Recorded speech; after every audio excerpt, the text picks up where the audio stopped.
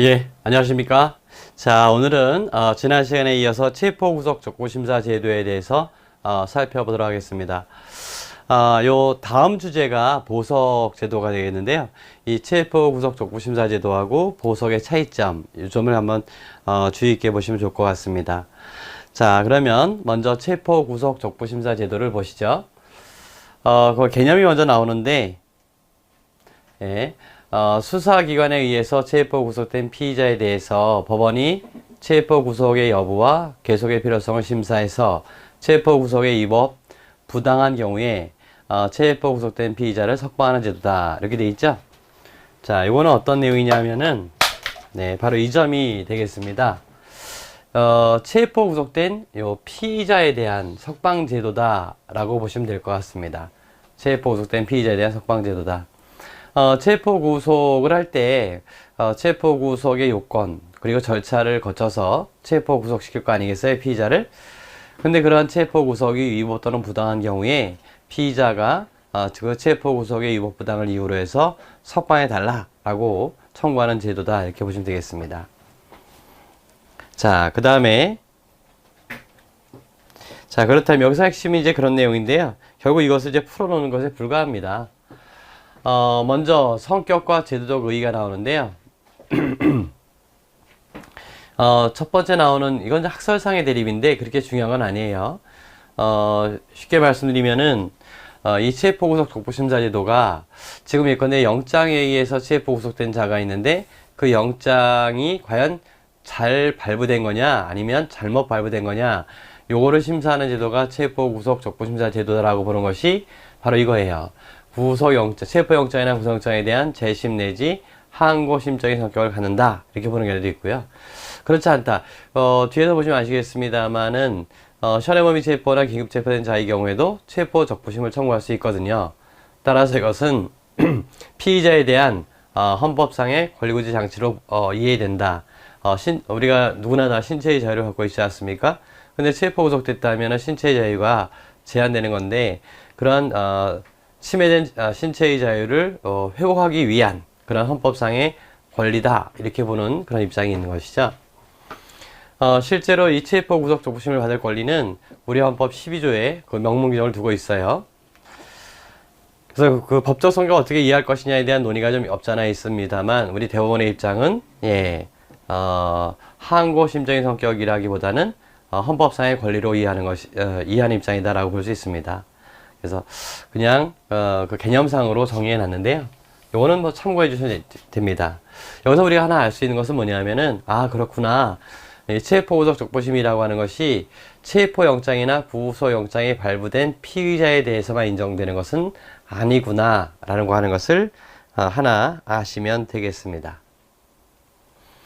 자, 그 다음에 왜 인정할 것이냐는 것은 뭐 같은 맥락이에요.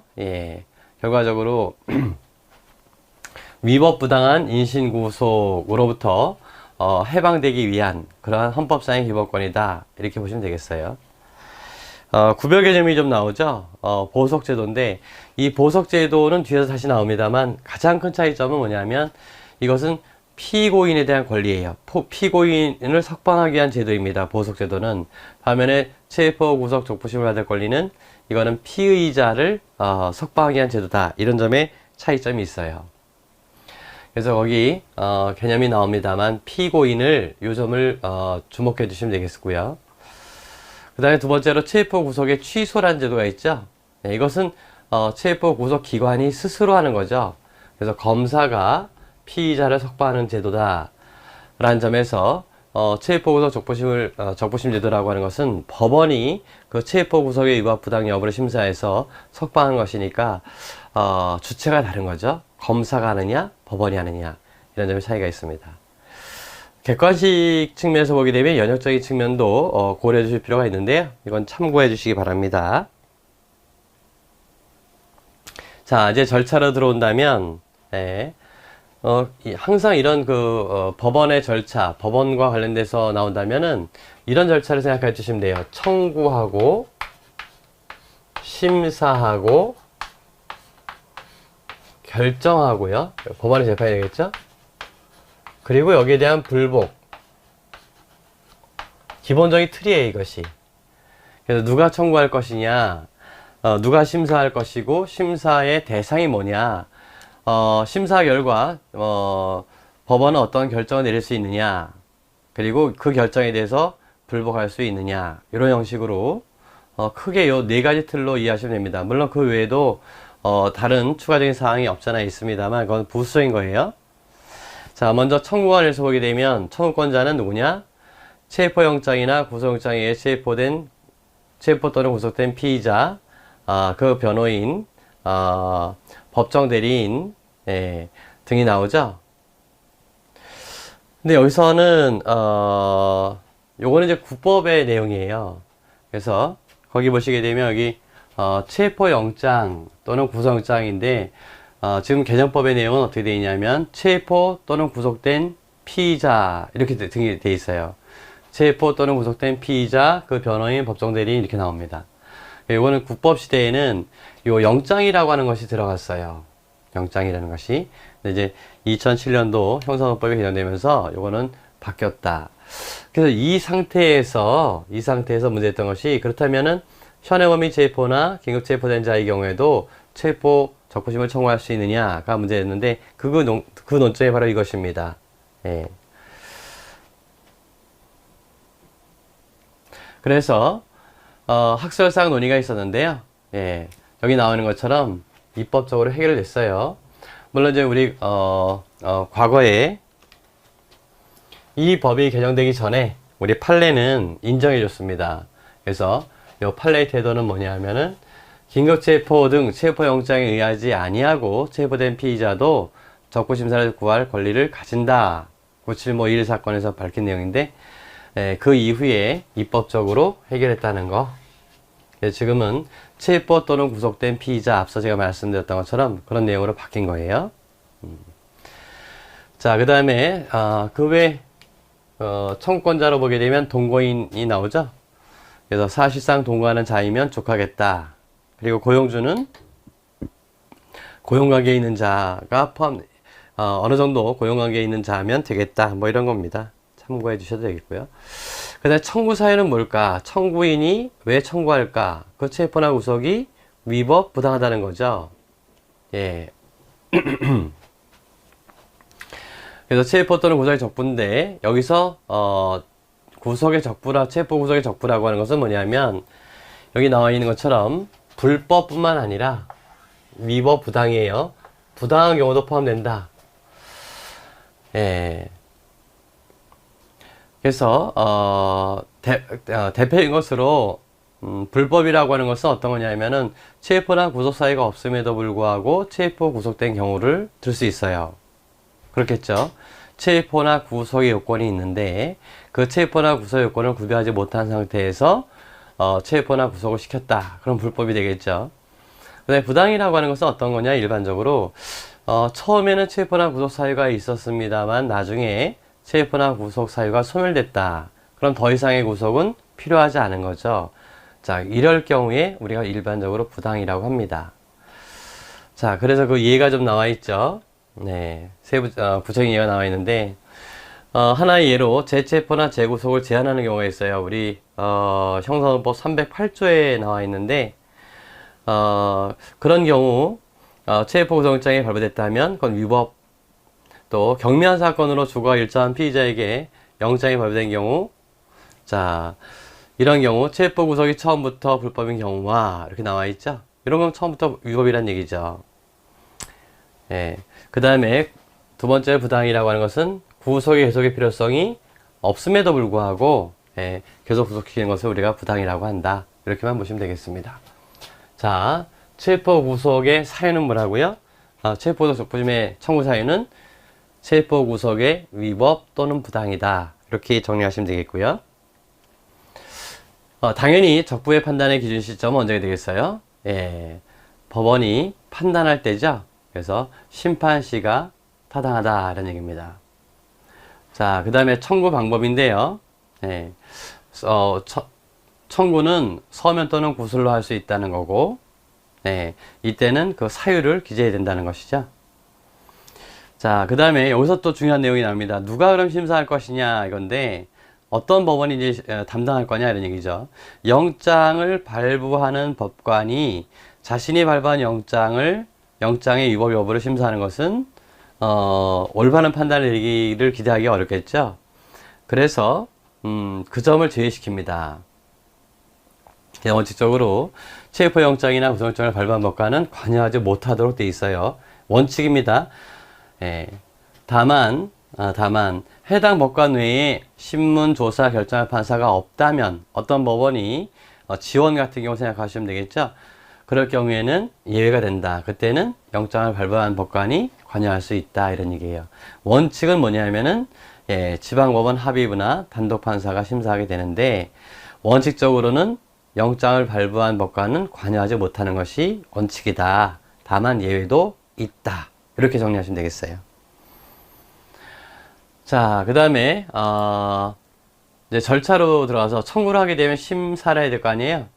접수한 때로부터 48시간 이내에 신문하여야 한다. 거기 자꾸만 이제 신문과 신문이란 말이 나오는데요.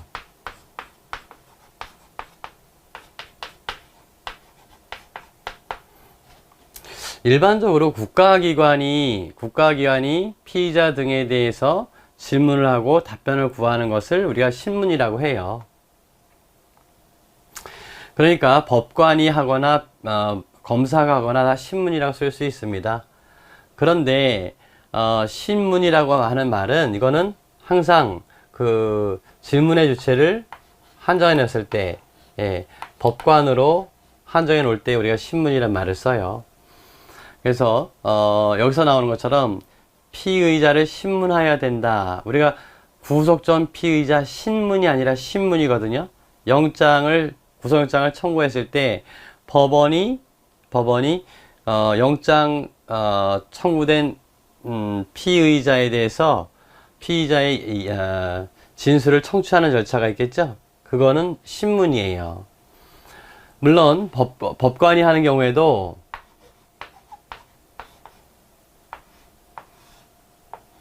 이렇게 이해하시면 되겠죠? 그래서 법관이 하는 경우에도 신문이란 말을 쓸 수는 있습니다. 그래서 예를 들어서 피고인 신문이란 말이 있죠? 그래서 우리가 사실 심의 절차에서 증거 조사를 하고 피고인 신문을 하게 되는데 그때는 신문이라 씁니다. 그때는. 그래서 이건 뭐 틀린 말이 아니에요. 그래서 신문이란 말을 썼다면 질문의 주체가 법관이구나 이렇게 이해하시면 되겠습니다. 자, 그래서 언제까지 하라고요? 48시간 이내다 이런 얘기입니다. 나머지는 뭐 참고하셔도 되겠고 그 다음에 이때 신문할 때 피의자만 신문하는 것이 아니라 지금 이게 체포 구속 사유가 있는지 여부를 심사할 거 아니에요. 그렇기 때문에 수사 관계 서류와 증거물을 조사하게 되는 것이죠. 당연하겠죠, 이것은. 그러니까 이 수사 관계 서류가 법원에 제출돼야 되겠죠. 그래서 지난번에 기록 열람 등사건, 피의자 단계에서 기록 열람 등사건은 원칙적으로 인정되지 않는데 이런 내용들이죠. 수사 관계 서류가 지금 체포 구속 족보심을 심사하는 법원에 제출됐을 거 아니에요. 그때 그 제출된 수사 서류에 대해서는 열람 등사를 청구할 수가 있게 된다. 이런 얘기입니다. 그 말씀을 드렸던 거예요. 자, 그 다음에 요거는 이제 신문 절차가 되겠는데요. 심사 절차가 되겠는데 그래서 사건을 수사 중인 검사나 사법경찰관은 신문 기일까지 수사의 서류와 증거물을 법원에 제출해야 하고 그 다음에 피의자를 구금하고 있는 관서의장은 피의자를 출석시켜야 되겠고요. 만약에 체포 또는 구속된 피의자가 33조, 이거 필요적 변호 사건이죠. 해당할 때 법원은 국선 변호인을 선임해야 되겠고. 이해하셨죠? 쉽게 말하면, 다시 말씀드리면은, 피의자 단계에서 국선 변호라고 하는 것은, 드물어요. 여기서 나오는, 체포 구속 족보심하고 영장실질심사, 이런 것으로 제한되어 있죠. 그 얘기가 다시 한번 나온 거고요. 그 다음에 신문할 때 공범의 분리신문, 그 다음에 수사장의 비밀보호를 위한 적절한 조치를 취해야 한다. 이건 뭐 당연하겠죠. 그 다음에 이제 신문기일에 출석한 검사 등이 뭘 할 수 있느냐 이건데요. 원칙적으로 법원의 신문이 끝난 후에 의견을 진술할 수 있어요. 원칙이 법원의 신문이 끝난 다음에 할 수 있다. 다만 필요하다면 그죠? 허가를 얻어서 할 수 있다. 그래서 이런 데다 밑줄을 그어놓으시면 됩니다. 끝난 후에 해야 되고 아니면 허가를 얻어서 해야 됩니다. 허가를 얻어서. 그 다음에 피의자는 판사의 신문 도중에도 변호인의 조력을 구할 수가 있고요. 체포 또는 구속된 피의자, 변호인 청구인은 유리한 자를 될 수도 있고, 그 다음에 피의자의 신문을 합의부원에게 명할 수도 있다. 이거 뭐 문제 안 되겠습니다. 그래서 요거 언제 그러면 검사나 변호인이 의견을 진술할 수 있느냐? 원칙적으로는 신문이 끝난 후다. 다만 필요하다면 판사 허가를 얻어라. 이런 얘기입니다. 요 두 가지 기억해 주시기 바랍니다. 자, 그 다음에요. 근데 조서를 작성해야 된다는 거죠. 조서를 작성하고, 이때 조서는 315조, 우리 지난번에 봤던 조항입니다. 315조에 의해서 당연히 증거 능력이 있다. 왜 그럴까요? 법원 법관 면전 조서이기 때문에 그렇겠죠. 그래서 그만 신용성의 정적 보장이 있다. 라는 얘기입니다. 자, 그럼 신문이 다 끝났다면 법원은 어떤 결정 내릴까요? 먼저 시한은 종료한 때로부터 24시간 내에 해야 된다는 거. 그 다음에 수사 관계 서류와 증거물을 접수한 때로부터 결정은 검찰청에 반환될 때까지 기간은 체포 구속 기간에 산입되지 않는다. 지금 체포된 자가 체포돼 있다나 아니면 구속이 됐다라고 했을 때 그 체포나 구속 기간이 진행될 거 아니에요. 그 체포는 결국 48시간입니다. 그간에 이 절차가 끝나지 않겠죠. 또 구속도 역시 10일이지만 이거 신문하는 동안 수사관계 서류가 다 법원에 제출되니까 수사를 제대로 할 수 없겠죠. 그래서 그 기간 동안은 언제요? 접수한 때로부터 반환할 때까지.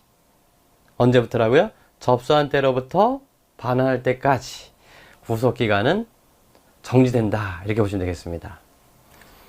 자, 어쨌든 요건 이제 부수적인 효과가 되겠고요. 24시간 이내에 결정을 내려야 되는데 그 결정은 기각, 석방, 보호조금 납입 조건부, 피의자 석방 이렇게 세 가지가 있어요.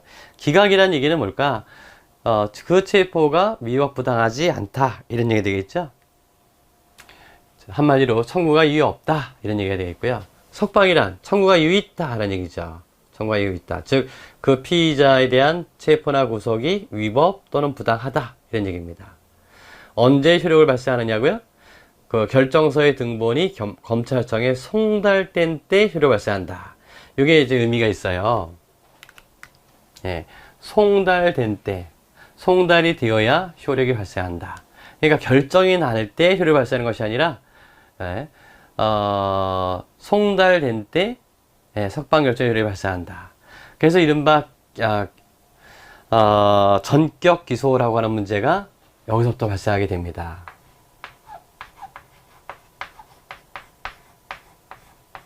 이게 무슨 얘기냐면요.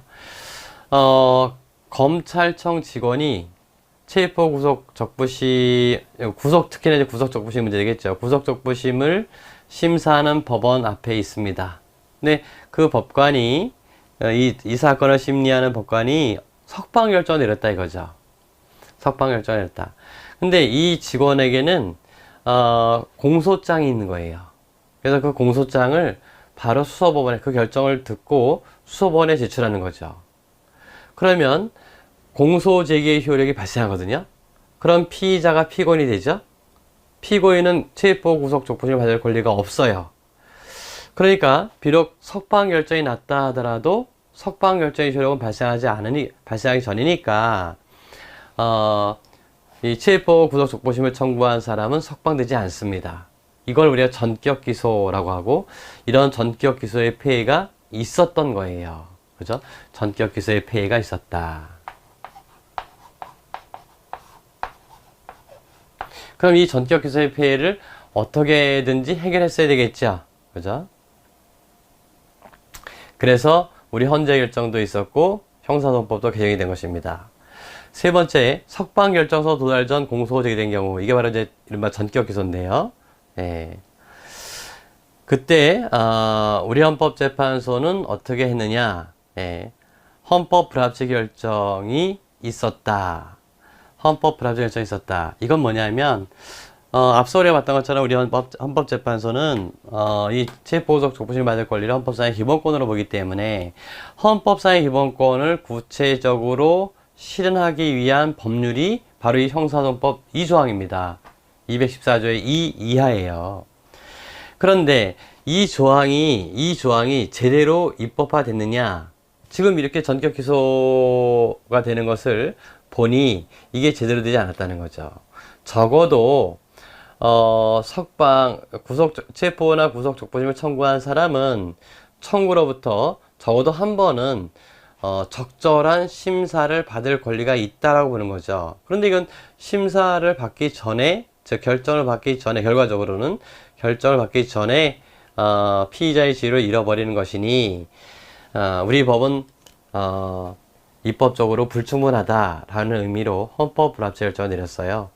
그래서 그 불합치 결정의 취지를 살려서 지금은 이렇게 전격 기소했다 하더라도 석방 결정의 효력은 영향을 주지 않습니다. 그런 형식으로 개정해 놨어요. 자, 그 점도 여러분들 주의하셔야 되겠죠? 우리 볼까요? 요 세부적인 내용이 안 나왔는데요. 헌법재판소의 이른바 전격 기소에 대한 헌법 불합치 결정이 있었고 현행법에 의해서 신설되었다라고 되는데 신설된 내용이 정확히 안 나와 있어요. 앞서 제가 말씀드렸던 것처럼 저는 이제 세부적인 내용이 좀 나와 있을 줄 알았는데 결과적으로 뭐냐면 석방되는데요. 여기서 나오는 것처럼요. 요게 이제 요 내용입니다. 여기 신설된 내용이 바로 요거예요. 심사 청구 피의자에 대하여 공소 제기가 있는 경우도 같다. 이렇게 나왔죠? 그래서 피의자에 대해서 심사 청구 후에 공소 제기되어 있다 하더라도 석방 결정의 효력은 그대로 발생하게 됩니다. 이렇게만 정리해 주시면 되겠습니다. 그게 그 위에 가서 있었군요. 그 다음에 이제 항고할 수 있느냐라는 문제인데 항고할 수는 없어요. 기각 결정이나 석방 결정에 대해서는 항고하지 못한다. 자, 제가 또 하나의 결정이 있다라고 그랬죠. 그게 바로 보증금 납입 조건부 석방 결정이에요. 체포나 구속이 위법 부당하다라고 한다면은 어떻게 되겠어요? 석방 결정해야 되겠죠? 아니면 기각해야 되거나. 근데 체포나 구속이 위법하거나 부당하지 않은데 보증금을 낸다면 내가 석방해줄 의사가 있다. 이게 바로 보증금 납입 조건 피의자 석방인데 이거는 뒤에서 보게 될 보석과 같은 거란 말이죠. 이해하시겠죠? 그래서 이른바 피의자 보석을 체포 구속 족부심과 맞물려서 규정해 놓게 됩니다. 우리 입법 태도는. 자, 기능이야 여러분들 한번 읽어만 보시면 되겠고요. 자, 거기 구체적인 내용, 보석 결정의 내용인데요. 구속 족부심사 청구가 있을 때만, 이건 무슨 얘기냐 하면은 소위 말해서 청구 보석, 우리 보석의 경우에는 직권에 의한 보석 또는 재량 보석이 허용되는데 보증금 납입 조건부 피의자 석방 결정은 청구가 있어야만 가능합니다. 그래서 어떤 청구냐면은 내가 보증금을 낼 테니 나를 석방해 달라, 이런 청구가 아니라 구속 적부심, 체포 적부심에서도 안 돼요. 구속 적부심을 청구했을 때만 법원이 재량으로 해주는 거예요. 아시겠죠? 그래서 피의자 같은 경우에는 보석 청구가 허용되지 않잖아요. 그래서 이럴 경우 피의자가 구속 적부 심사를 청구한 경우 보증 납입을 조건으로 석방을 명할 수 있을 뿐이다. 따라서 보석 청구권은 인정되지 않고 있고 법원이 뭐죠? 재량이다, 재량. 또 보증 납입 조건 피의자 석방 대상자는 누구한테 제한된다고요? 구속된 피의자, 그러니까 체포된 경우에는 허용되지 않는다는 거고요. 체포된 피의자에 대해서는 보증 납입을 조건으로 한 석방이 허용되지 않는다. 따라서 체포 적부심사 절차에서 피의자를 보증금 납입을 조건으로 석방할 수는 없다. 예, 이게 우리 대법원의 입장이기도 합니다. 이렇게 정리해 주시면 되겠어요.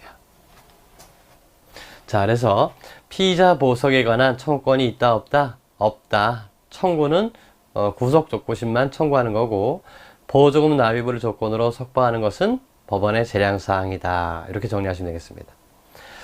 다만 청구했다 하더라도 이런 경우는 안 된다는 거죠. 그래서 제외 사유가 있는데 뒤에 보석 같은 경우에도 제외 사유가 있지 않습니까?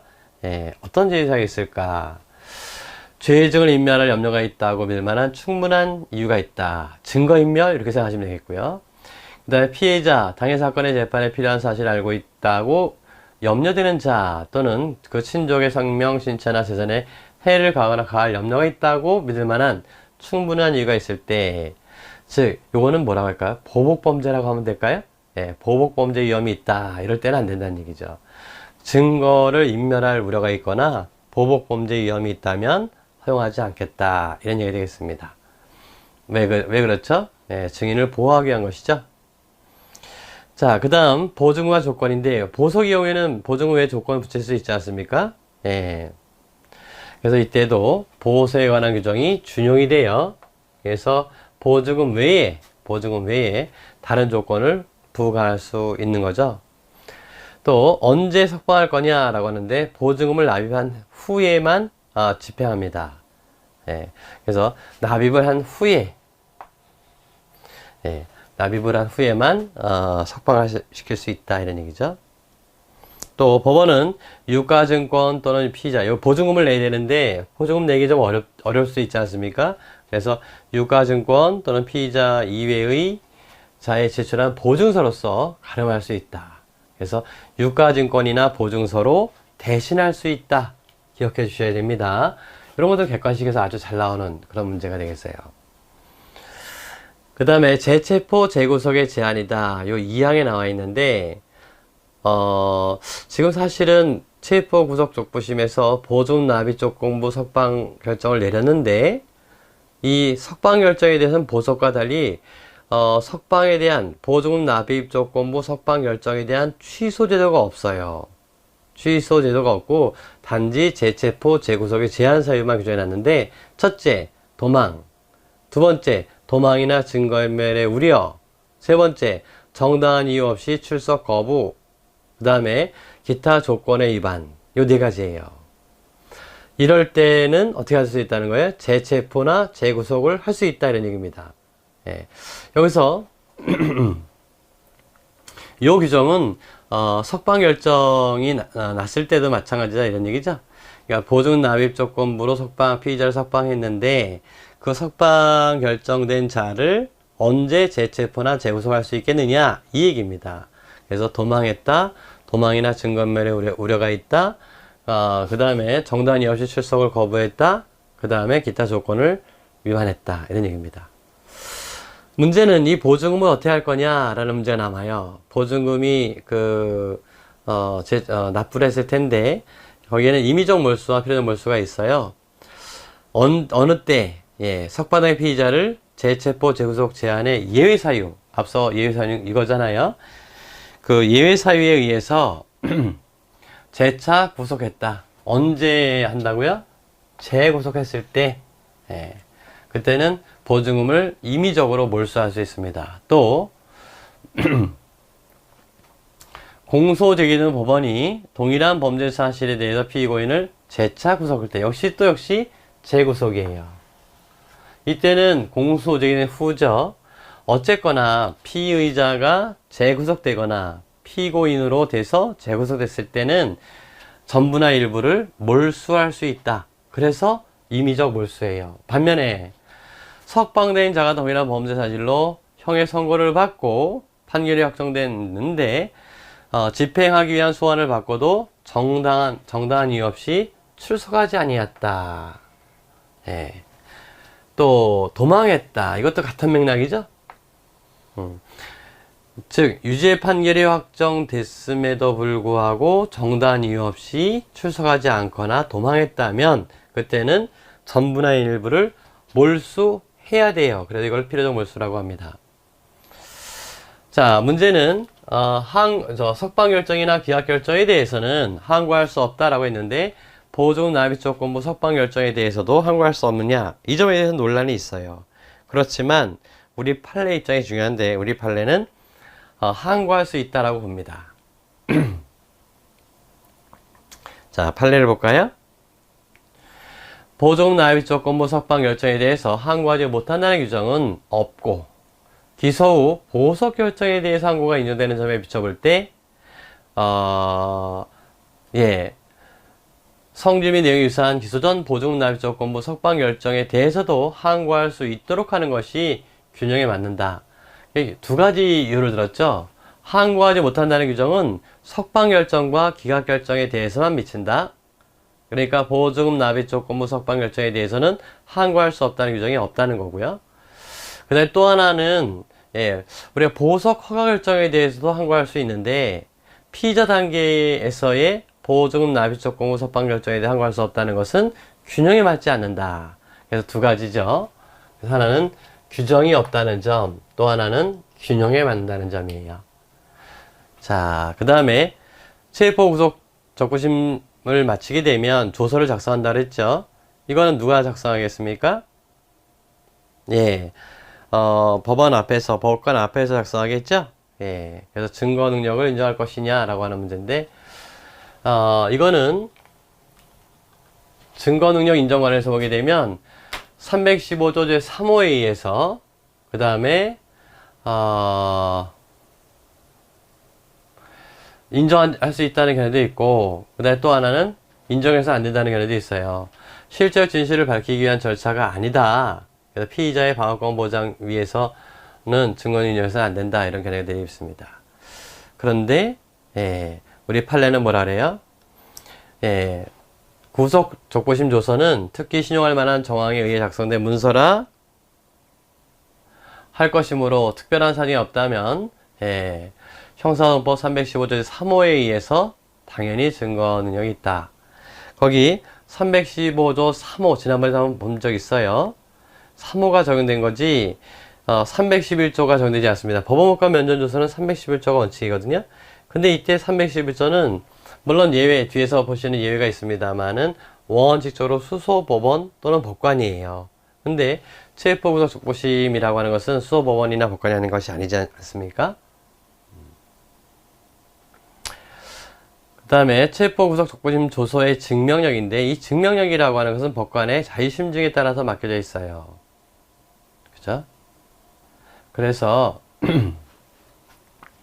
원칙적으로는 자의심증에 맡겨져 있지만 법관은 구속 적부심 조서의 자백에 기재에 관한 증명을 평가함에 있어 이런 점에서 각별히 유의해야 된다라고 되어 있는데요. 이게 특별한 것이 아니라 이건 자의심증에 맡겼다라고 보시면 됩니다. 자, 그 다음에 문제점과 개선 방안인데요. 청구권자 범위 등 몇 가지가 좀 있습니다.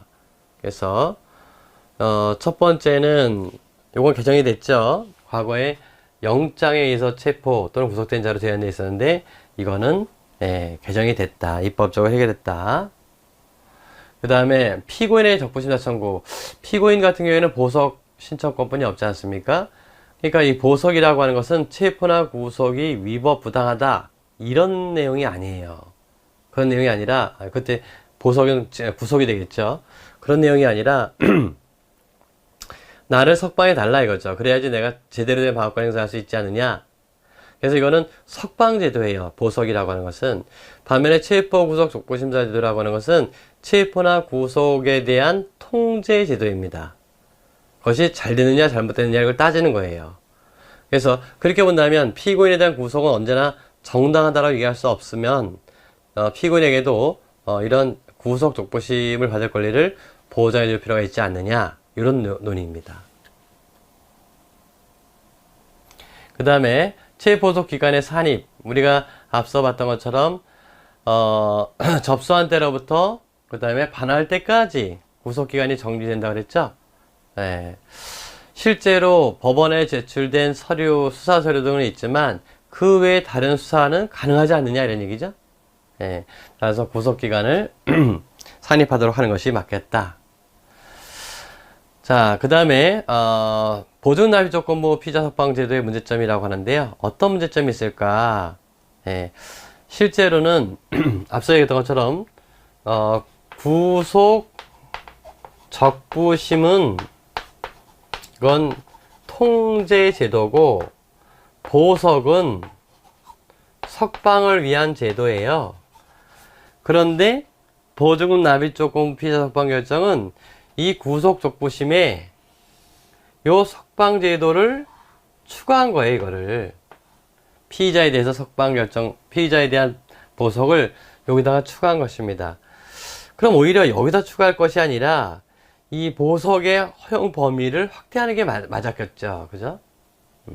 그래서 그런 점에 문제점이 있다는 것입니다. 그래서 지금 여기 나오는 것처럼 피의자의 경우에는 보증 납입조건부 피의자 석방 결정을 청구할 수가 없어요. 그냥 그저 구속 적부심만 청구하게 됩니다. 그래서 오히려 피의자에게 보석 청구권을 인정해 주자라는 거죠. 보석 청구권을 인정해 주자. 또 피고인에 대한 보석이 필요적 보석임에 대해서 피의자에 대해서는 임의적 보석만 인정한 것도 문제다. 다시 말하면은 피고인 뒤에서 보시면 아시겠습니다. 피고인 보석에 대해서는 필요적 보석이 원칙이에요. 근데 우리가 이미 봤던 것처럼 구속 적부심을 청구했을 때 법원이 재량으로 피의자 보증 납입조건부 석방 결정을 하거나 하지 않거나 하는 거였거든요. 그러니까 임의적 보석만 인정한 것은 문제다. 피고인에게도 필요적 보석이 원칙이라고 한다면 피의자에게도 원칙적으로 이런 필요적 보석을 인정하는 것이 타당하지 않겠느냐 이런 얘기입니다. 그 다음에 이 재구속 제한 문제도 마찬가지라는 거죠. 이럴 때는 뭐냐면 보증금 납입조건부 피의자 석방 결정을 했을 때 구속영장의 효력이 남아있는 거거든요. 그러니까 어떻게 되느냐, 보증금 납입조건부 피의자 석방 결정을 취소하면 되는 거죠. 취소 제도를 뒀어야 되는데 취소 제도를 두지 않고 재구속 제한 사유만 규정해놨다는 거죠. 예. 이건 좀 문제점이 있다. 예. 그 외에 몇 가지가 더 있습니다만 그건 참고해 주시면 되겠어요.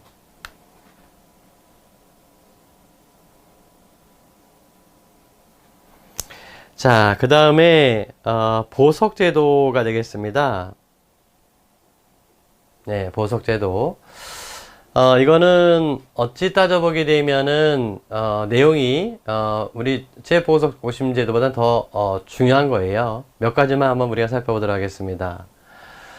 보석의 개념이라고 나와 있습니다만 이거는 구속된 피고인을 석방하는 제도다라는 거. 그래서 구별 개념이 나오죠. 구속의 집행정지가 있다. 예. 이 구속의 집행정지라고 하는 것은 어떤 거냐 하면 가끔 나올 겁니다. 예. 물론 보석 자체도 구속의 집행정지라는 의미는 갖고 있어요. 예. 다만 여기서 나오는 것처럼 보석의 경우에는 보증금 납부를 조건으로 하는 거죠. 예. 근데 구속의 집행정지는 어떤 경우냐면 이 사람이 예컨대 아파요. 구속된 피고인이 아픕니다. 그럴 경우에 치료를 받아야 되겠죠. 예, 그럴 경우에 구속의 집행정지를 하는 거죠. 구속을 집행정지해서, 왜냐하면 치료기간 동안 구속기간이 진행되면 안 되니까, 예, 그런 겁니다. 그때는 보증금 납입을 조건으로 하지 않거든요. 예. 또 두 번째, 구속의 취소. 이거는 구속 사유가 없다는 거죠. 그래서 원칙적으로 구속영장의 효력을 소멸시키는 거예요. 그렇지만은 보석은 집행만 정지할 뿐인 거죠. 결과적으로 이 보석제도는 왜 인정할 것이냐가 나오는데요. 결과적으로 이걸 인정해주는 이유는 기본적으로 피고인에게 충분한 방어권을 보장하기 위한 것이에요. 그래서 신체의 자유를 회복시켜준다는 것은 너가 나가서 자유롭게 놀아라 이런 얘기가 아니라 내가 당사자이니만큼 공정한 재판하기 위해서는 이러한 석방이 필요하다라고 본 거죠. 예, 보석의 종류에는 크게 필요적 보석과 임의적 보석이 있다는 거죠. 예, 필요적 보석과 임의적 보석. 그런데 우리 형사소송법은 필요적 보석을 원칙으로 한다라는 거예요. 그래서 보석의 청구가 있다면 제외 사유가 없는 한 보석을 어떻게 하라고요? 허가해야 한다라는 얘기예요. 허가해야 한다. 자, 그렇지만 이때 단서가 제외사유인데 이 제외사유가 너무나 많아. 이것도 시험 문제에 꼭 나오겠죠. 객관식으로 거의 빠지지 않고 나오는 문제 중에 하나입니다. 어떤 걸까요? 쭉 보시면 됩니다. 피고인이 중대한 범죄예요. 사무, 장기 10년. 사무, 장기, 예, 아주 중대한 범죄죠. 사형무기, 장기 10년이 넘는 징역이나 금고에 해당되는 범죄다.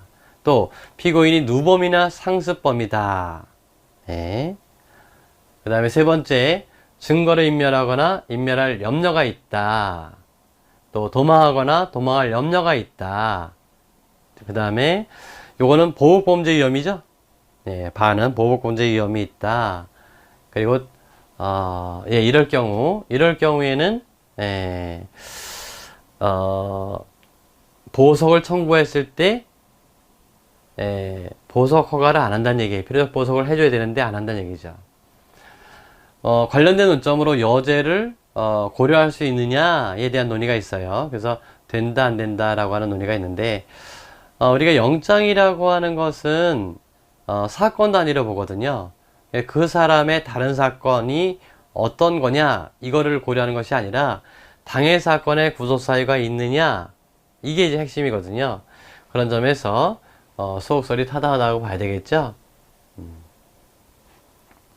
두 번째, 임의적 보석이라고 하는 것은 뭐냐면은 보석 사유가 있을 때 원래 필요적 보석의 원칙인데 제외 사유가 있을 때 기각 결정을 할 수가 있지 않습니까? 보석을 못하게 되는 거부할 수가 있는데 이렇게 보석을 청구하지 않거나 아니면 보석을 청구했지만 제외 사유에 해당된다라고 할 때 그럼에도 불구하고 판사가 재량으로 보석을 허가하는 거예요. 이것이 임의적 보석 또는 재량 보석이라고 합니다. 그 이유가 뭘까?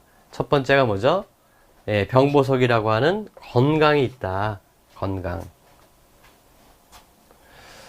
자, 그 다음에 예, 나머지는 뭐 참고해 주셔야 되겠고요. 그 다음에 보석의 절차가 나오죠? 보석의 절차가 나오는데 자, 요 보석의 절차부터는 잠깐 쉬었다가 보도록 하겠습니다. 내용이 좀 돼서 체포 적부심과 이렇게 비교해 가면서 한번 살펴보시면 좋을 것 같습니다.